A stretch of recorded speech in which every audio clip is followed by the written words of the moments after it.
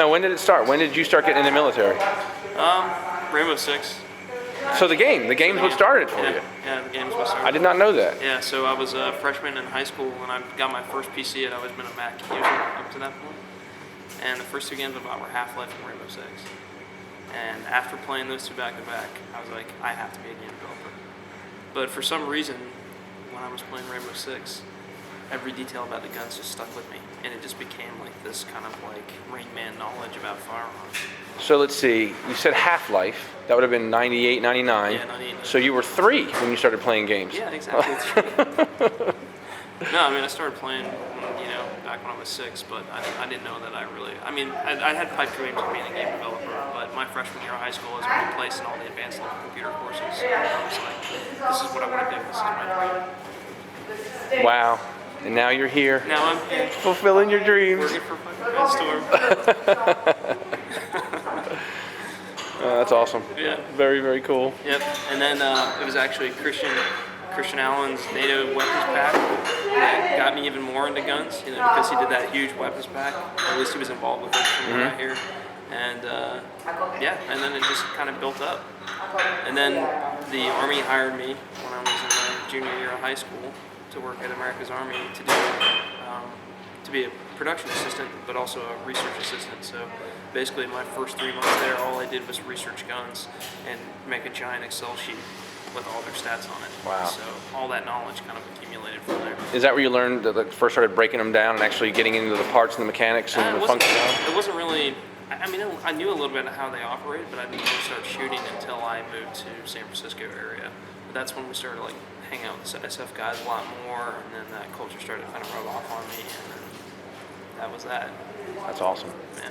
Very cool. And then training classes, and then armor stuff. How many of those have you done? Because I know that we sent you on one here about a year ago or so. I've done about maybe 5 or 6 various training classes for shooting, and then I've taken 3 armor courses, including a foreign weapons operator armor certification class that lasted a week. Any training you're not allowed to talk about? No, it's all civilian stuff. But the foreign weapons operator class, I probably shouldn't have been in, but it was really cool. Really? Yeah. They had screwed up one of my classes, so there was kind of something that I said, let you in this one too. So, right on. Yeah, it was really cool. And so now, would you say that most of the people that you know outside of game development are military friends that you've made, like people that you've made, friends that you've made through your contacts and your new passions? Yeah. I mean, especially working with Monkey, the SHOT Show, a lot of my industry connections are in the military, firearms industry now. The game industry is these kind of clash of cultures. And you met him in games though, right? Yeah, Monkey actually joined America's Army in maybe 2004, and then he started his own business and split off from them probably 2006, 2007, something like that. And he's been going to SHOT Show ever since. So because I'm friends, we go together. Did you start as a designer in games? You said you talked about research, but no, I was a production assistant. Right. Actually it started as an internship. It was a 3-month internship. And then at the end of the internship, they said, "Hey, we want you to work full time." And I was like, "Well, I have to finish high school first." So I went back to bad decision. Yeah, I went back to Colorado and finished. My school was going to let me graduate early, so I went back and just graduated, and then came out and started in January 2002 working full time.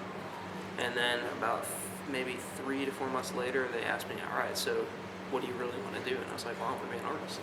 So the guys there worked with me, and I learned Max and Photoshop. And a couple years later, I was building all the guns, or a good portion of the guns. And then it turned into level design, and then back into level design, and then design, and level design. So I've gone back and forth. So when you were doing the guns, I guess this would have been mid 2000s? Yeah. Right? So what were your poly counts like that you were dealing with compared to what we do now? About two grand. Mm-hmm.